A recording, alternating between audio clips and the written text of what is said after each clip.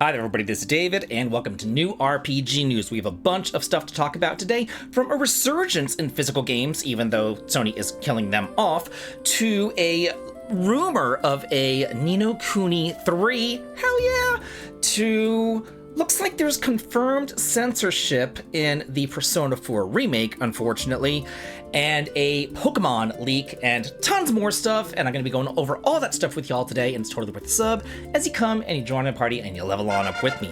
Thank you so much for your sub, your like, and your brand new hype. It helps me out a ton. So, top story. Saving our physical games. Looks like there is a petition over on change.org to tell Sony to do not kill the disc. Keep physical PlayStation games. There's over 226,000 people who have signed this petition. I will include a link below for you to sign it as well.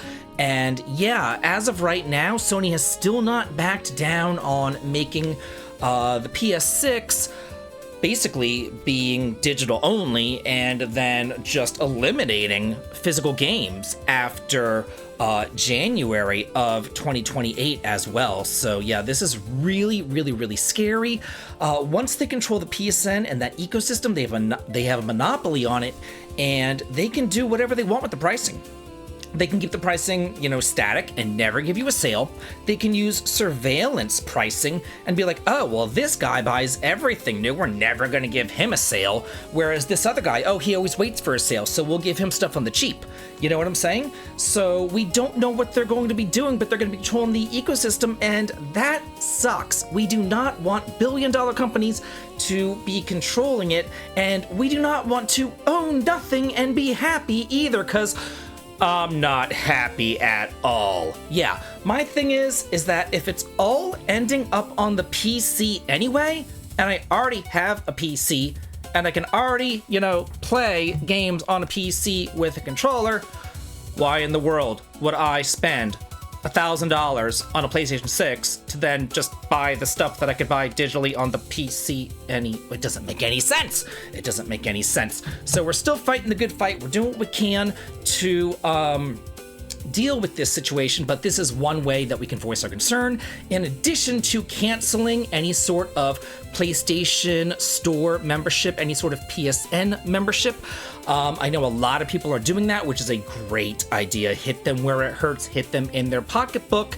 And I think that's being effective, because it looks like PlayStation has come out and be like, wait, please don't leave, we'll offer you 50% off. So it looks like a lot of people are canceling their online memberships en masse. So hopefully, we will win this. Hi everybody, I got a new controller, and I want to tell you all about it. It is the 8BitDo Ultimate 2 Bluetooth controller. Ooh, so nice. It is today's sponsor, and I do want to tell you all about it. Not only can you use it for the PC gaming, but you can also use it for the Switch too as well. You just shake the controller, and it wakes the thing up. But that's not all. Do you see these TMR joysticks right here? Yeah, they're really nice. They resist drifting, and we all know how annoying that is.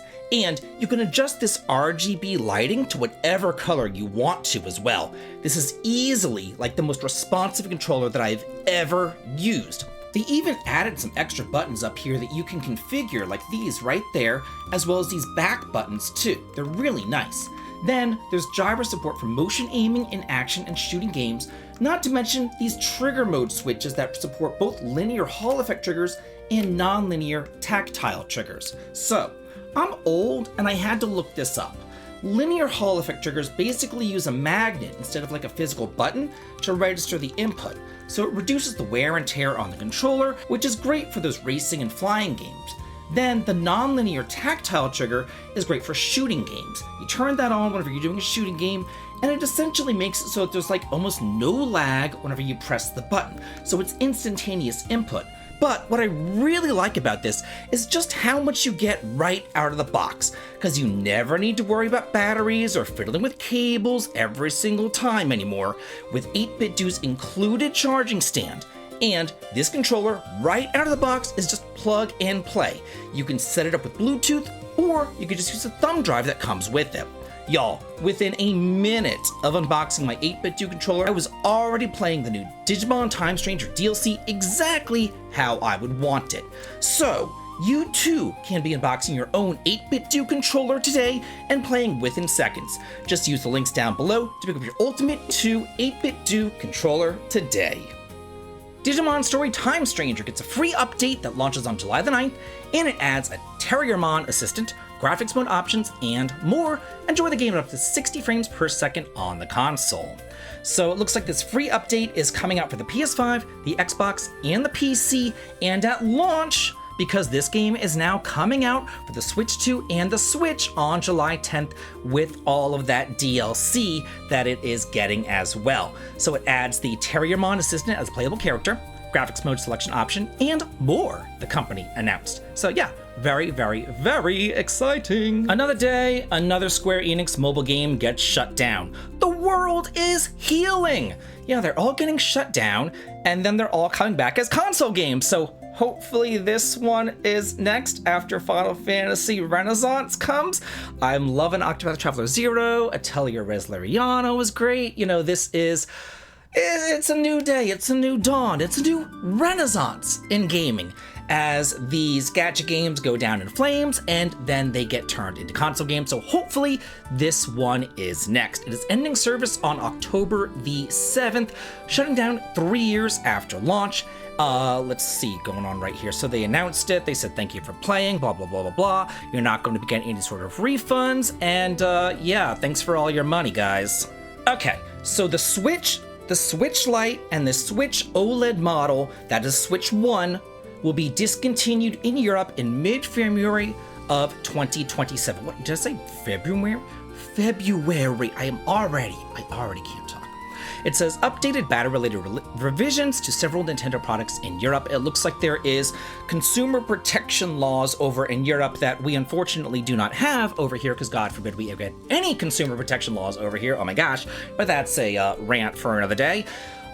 These models are going to be discontinued in Europe because they have some sort of like battery replacement law where you have to be able to let people replace the battery inside their Switch. So they're doing that for the Switch 2.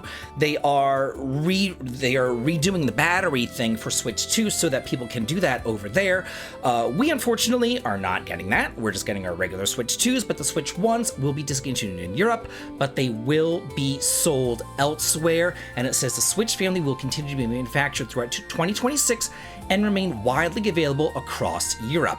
So at this point, I feel like it's probably time for you to upgrade to a Switch 2 if you are thinking about upgrading to a Switch 2, because again, do not forget that Switch 2 consoles are their prices are getting raised by $50 to $500 starting on September 1st. So if you are thinking about buying it, now is the time to buy it. Well, it is $50 cheaper. And also, they have this deal running on. It says to help soften the blow, I've already talked about this, they revealed a new Switch 2 Choose Your Game bundle, and the bundles cost $500, but will come with a digital code to download one of 3 games: Mario Kart World, Donkey Kong Bonanza, or Pokemon Pokopia. So yeah, it will be available this summer, but only for a limited time. And then our last Nintendo news right here, it says, Game Boy, Nintendo Classics adds Sword of Hope. Whoa, that's my childhood. Fortified Zone, never heard of it. And Wario Land, Super Mario Land 3. I loved Wario Land. Y'all have no idea how much I played Wario Land. I liked Wario Land a lot better than the Mario World game, or not Mario World, the Super Mario Land games. Super Mario Land 1 kind of sucked. Mario Land 2 was good, but once you got the rabbit ears upgrade, you could literally fly over every single frickin' stage. Like, they did not put any kind of aerial enemies, and you could just find a high point, jump, and then float and go through the entire stage completely unmolested. It was kind of ridiculous. And they're also adding Dr. Mario and Puzzle League. So the big dealio here for me is Sword of Hope. My childhood is playing right now above me. Although it says Sword of Hope 2 on the thing, but that's not Sword of Hope 2. That is no, that is Sword of Hope 2. Oh, is it adding Sword of Hope 2? Because, okay, look at this. So it says Sword of Hope, but the box art is Sword of Hope 2.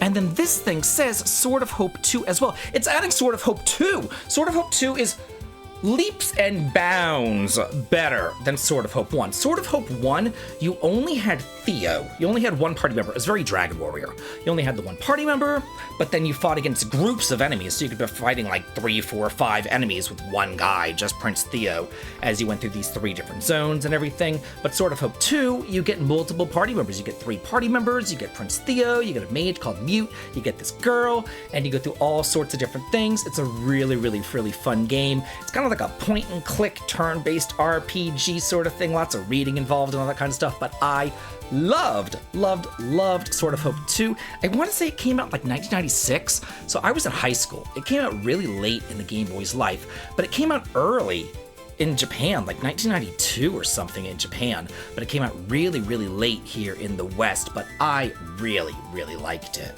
Mortal Shell 2 launches on August the 20th. Pre-orders are now available. It's coming out for the PS5, Xbox, and PC.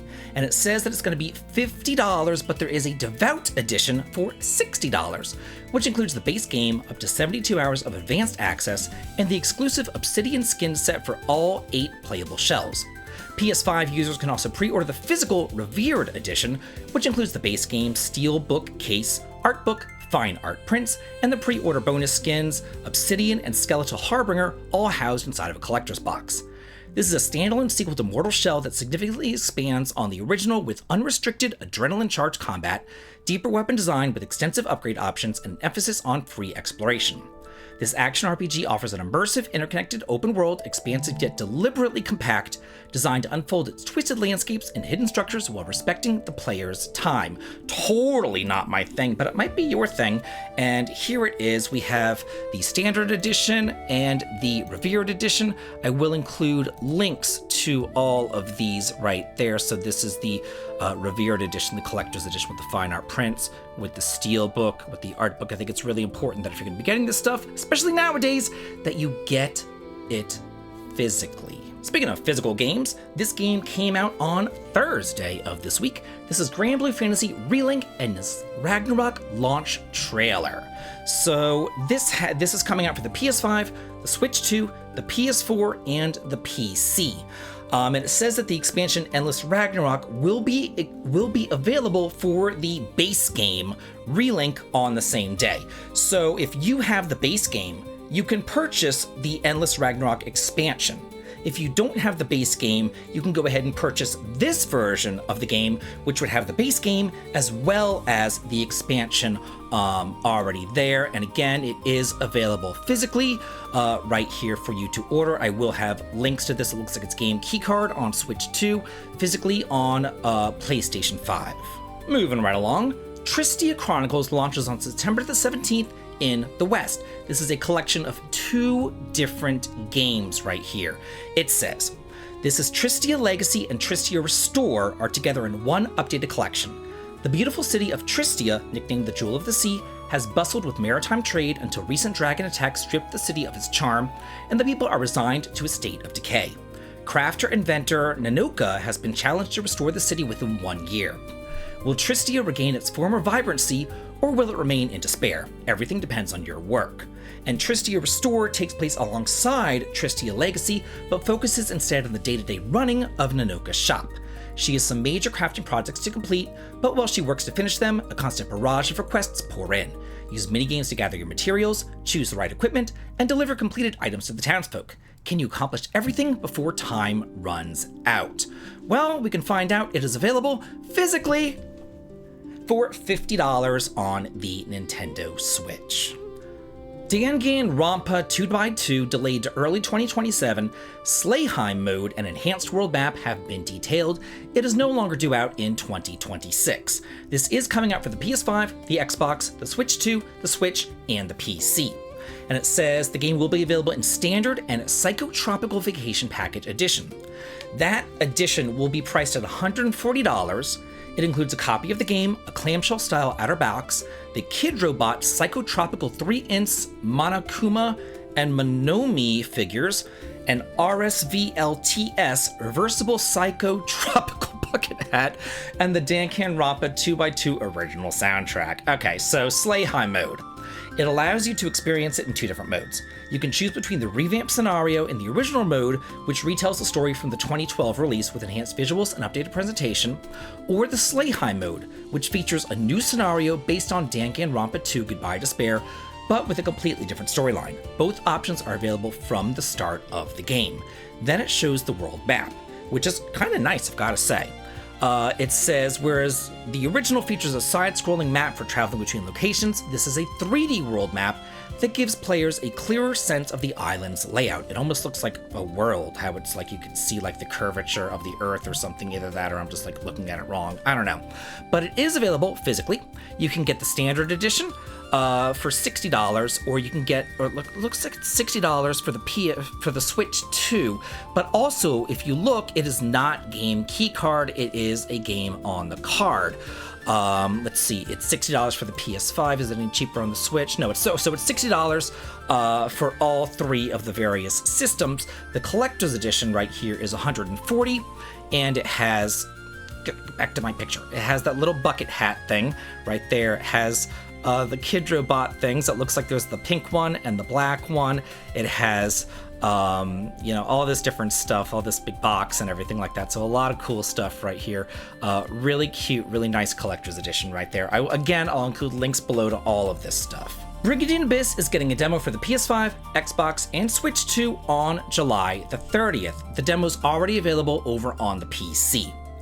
Play the first 2 seasons of the Grand Dragnica and Scarlet Will story campaigns on July the 30th. Follow Largo as he tries to find out what is turning the dragons into pawns of evil, or stand with Garnet as her company refuses to back down against the Ablisloa Empire.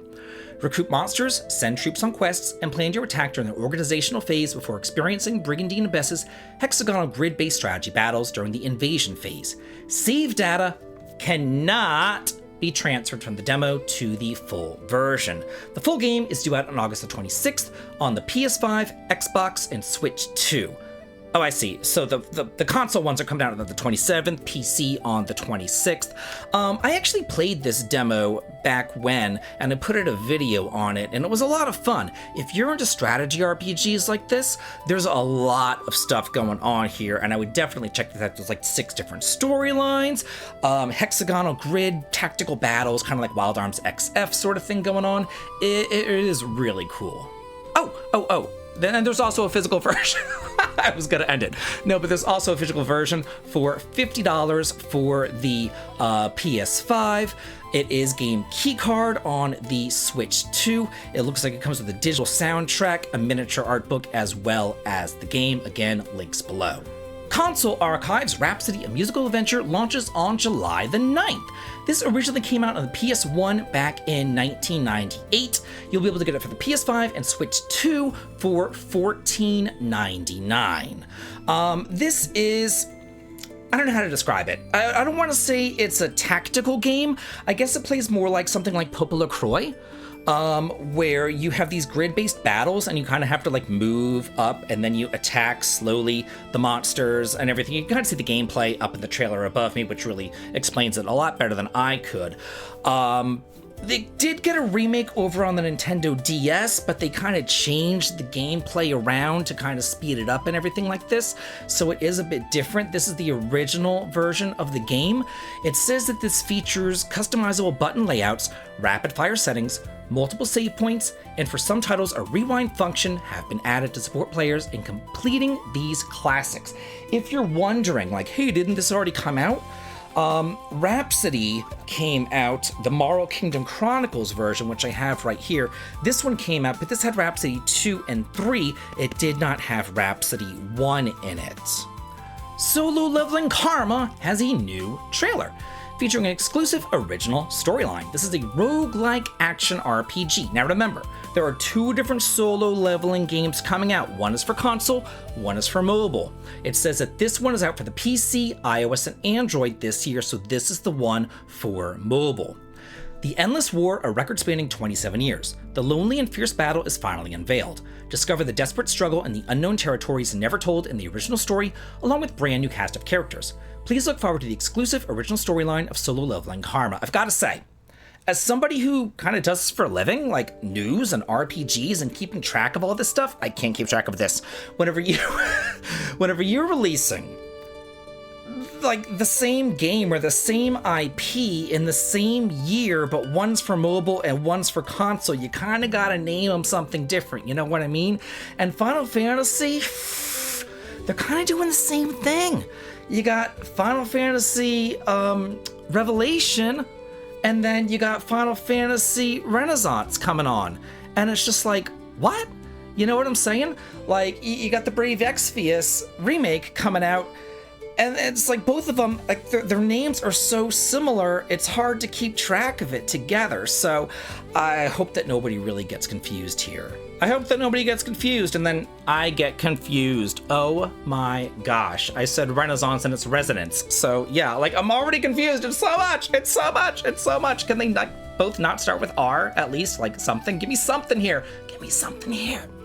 Steins Gate Octet of Shifting Space coming west for the PS5, Switch, Switch 2, and PC. This is a 2011 released retro style, as you can see, visual novel.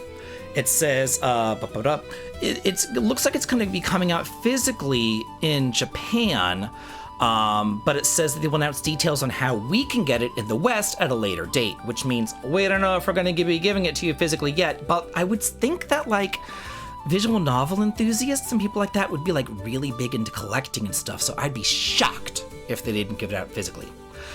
This is an adaptation of the title originally released in 2011 for Windows XP, Vista, and 7. This is the first time it will be available for the game consoles and distributed via Steam. It's inspired by the premise of what if Steins Gate was recreated on a PC from the 1980s, and gosh, it definitely looks like a PC from the 1980s. Take on the role of Rintaro Okabe and explore the streets of Akihabara alongside your fellow lab members in pursuit of the IBN 5100, which has once again been stolen. Instead of the choice-based gameplay common of modern visual novels, Steins Gate Octet of Shifting Space recreates the text parser gameplay that defined adventure games of the 1980s. Advance the story by freely entering English commands. Use your imagination and deduction skills to discover the right actions and uncover the path forward. Talk about having a niche audience right here, man. Kingsfield-inspired dark fantasy action RPG Verho Curse of Faces, coming to the PS5, Xbox, and Switch, Switch 1, on July the 30th, alongside its Chaos update. It's currently available over on the PC. This is a dark RPG following the tradition of the Kingsfield series, and it takes place after the catastrophic era of Solitude, where masks have become the only protection against the Curse of Faces. Travel to the land of Yariv, find the source of the scourge, and face its dangers. The Curse of Faces, where revealing one's face means instant death, has befallen the world. Humanity was brought close to the brink. After 264 years of the era of Solitude, a symbol of safety appeared: masks. While the origins of the curse are still shrouded in mystery, many travelers still venture to the source of this curse in an attempt to reveal its secrets. Will you strive to lift the curse from the world, or will you harness its power for your own ends? Y'all have fun with this, because this is totally not my thing. In news of the yikes! Persona 4 Revival producer confirms that Yosuke dialogue changes to better fit today's world. So they are confirming censorship. Yay! They're confirming shooting themselves in the foot. Yay! They're confirming not selling any copies. Yay! While discussing the remake's approach to updating the game originally released in 2008, Wada emphasized the development team has largely left the story and characters intact. However, he noted that Yosuke was one area where changes were made. We hadn't changed much about the story or the characters' thoughts or how they will act or anything.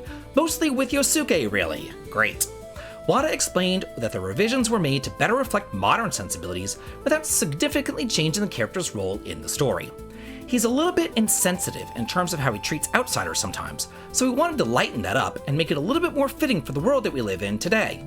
Why don't you just tell the story that you told back in 2008? It wasn't that long ago. Like, how hard is this? You already told the story, you did it once, tell it again! That's all you gotta do! You have one job.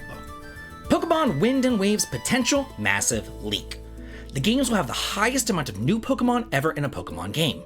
The number that's being talked about is around 300 new Pokemon forms. The new battle mechanic will introduce special weather forms and some Pokemon. The rumor comes from some guy name that I can't pronounce. You'll just read it.